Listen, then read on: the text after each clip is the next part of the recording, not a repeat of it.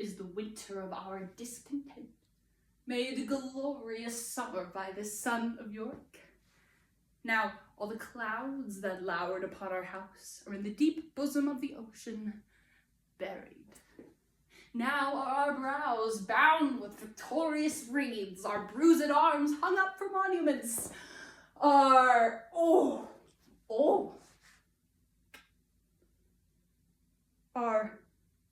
stern alarums changed to merry meetings, our dreadful marches to delightful measures.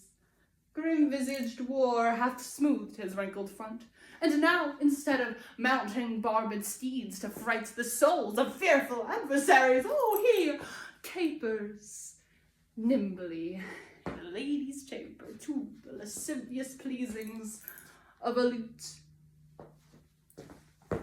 But I, that am not made for sportive tricks, nor fit to court an amorous looking glass, I that am crudely stamped, and want love's majesty to strut before a wanton ambling nymph, I that am curtailed of this fair proportion, cheated of feature by dissembling nature, deformed, unfinished, sent before my time into this breathing world scarce half made up, and that so vainly and unfashionable, that dogs bark at me as I halt by them. Why, I, in this weak piping time of peace, have no delight to pass away the time, unless to spy my shadow in the sun and descant on mine own deformity.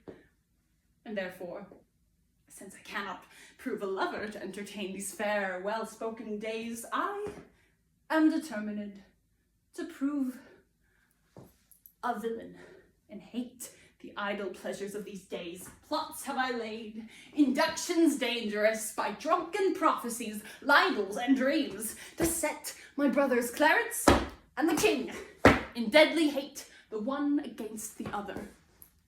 And if King Edward prove as true and just as I am subtle, and false, and treacherous, then this day shall Clarence closely be mewed up about prophecy, which says that G of Edward's heirs the murderer shall be. But dive thoughts down into my soul. Here, Clarence comes. Brother, well met.